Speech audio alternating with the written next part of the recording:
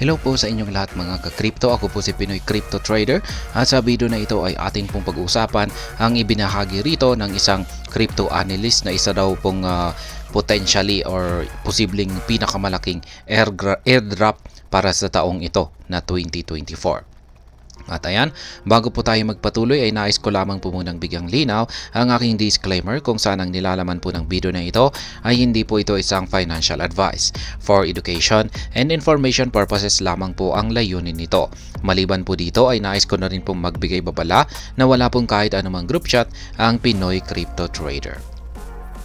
At ayan, ang sabi po rito ay ang Manta airdrop ay isa sa pinaka-inaabangang airdrops nitong taong 2024 at maaaring maging isa sa mga pinakamalaki ayon sa isang sikat na crypto analyst. Nakita ng industriya ng cryptocurrency ang ilan sa mga pinaka-mouth-watering airdrops sa nakaraang mga taon.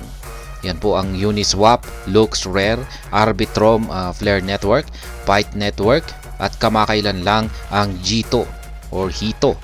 Yan ay ilan lamang sa mga halimbawa ng mga pinaka-valuable. Yan, gayunpaman inaasahan ng sikat na crypto analyst na si Miles Dutcher na ang nalalapit na Manta airdrop ay maaaring maging isa sa mga pinakamalaki nitong taong 2024. Ang airdrop ay nauugnay sa Manta Network, isang bagong layer 2 network na nakakuha ng malaking pamumuhunan or significant capital habang naglalaban ang mga investor para sa isang bahagi ng malawakang naipahayag na airdrop. Yan po ang aktual na tweet ni Miles Dutcher.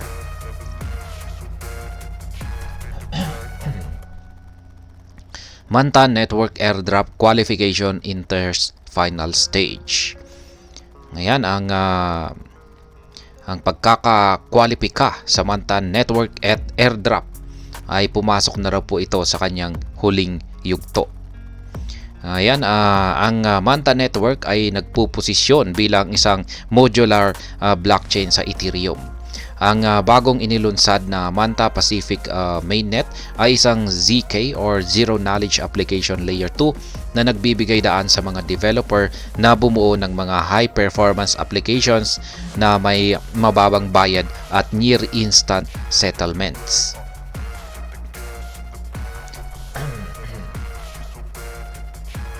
Ayon sa industry tracker na DeFi5, ang Manta ay kasalukuyang ang ika-13 pinakamalaking blockchain batay sa kabuuang halaga ng TVL nito, Total Value Lock, na may $287 million na halaga ng mga assets sa mga protocol sa network. Ang Layer 2 network ay naunahan na ang iba pang mga sikat na kalaban or kakompetensya po niya, kabilang ang Kava, Gnosis at itong si Sui. Ayan, kasalukuyang nagpapatakbo ang Manta ng isang kampanya na tinatawag na New Paradigm. Yan, na nagbibigay ng gantimpala o reward sa mga user na may Manta tokens para sa pagbi-breach ng mga asset sa network.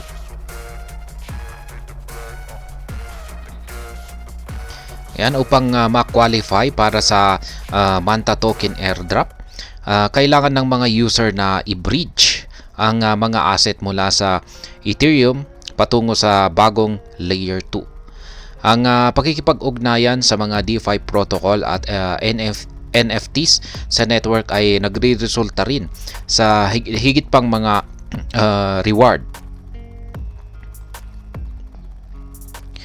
At ayan, inire-recommenda ni Miles Dutcher na i-breach ang hindi bababa sa 0.2 ETH. Ito po ay humigit kumulang sa $400 o ang katumbas nito sa USDC. Gayunpaman, ang mas maraming mga asset na breach, ang mas maraming mga token ang isang user ng Manta Pacific na maaaring makakuha sa airdrop na inaasang mangyayari sa huling bahagi ng buwan na ito.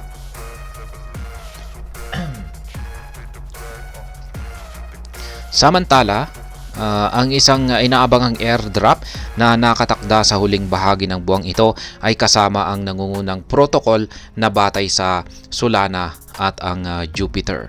Yan, or Solana based protocol na si Jupiter. Yan, inihayag ng DEX aggregator ang mga plano na magdaos ng isang retroactive airdrop para sa kanyang community bago matapos ang January. At ayan, ang aking sariling opinion naman po rito ay unahin po natin sa dagdag interest sa mga investor. Yan, ang paghihintay sa Manta airdrop ay maaring makaakit ng higit pang mga investor sa Manta network na posibleng madagdagan ang halaga ng network. Lalo na ito totoo dahil sa malaking pamumuhunan na na-attract na ng network.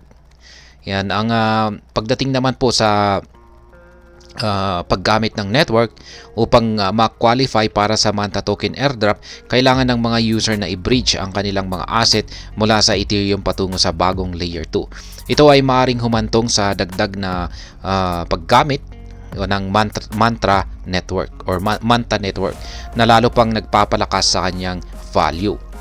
Yan, pagdating naman po sa kanyang potensyal, na magbigay ng mataas na return dahil sa laki ng airdrop at ang rekomendasyon na i-bridge ang hindi bababa sa 0.28, yan, or humigit kumulang po yan sa $400 o katumbas ng USDC, ay may potensyal para magbigay siya ng mataas na return para sa mga nagpa-participate sa airdrop na ito.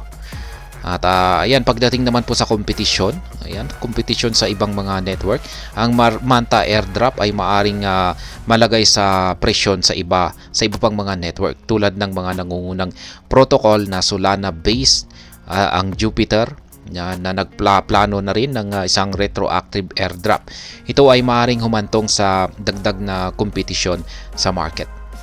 Yan, at ang panghuli ay yung dagdag sa kanyang visibility. Ang Manta airdrop ay maaring madagdagan ang kanyang visibility ng Manta network na sana ay mas malawak na cryptocurrency market.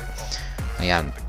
Ito ay maaaring makaakit ng higit pang mga users at developers sa network na posibleng humantong sa higit pang paglago nito.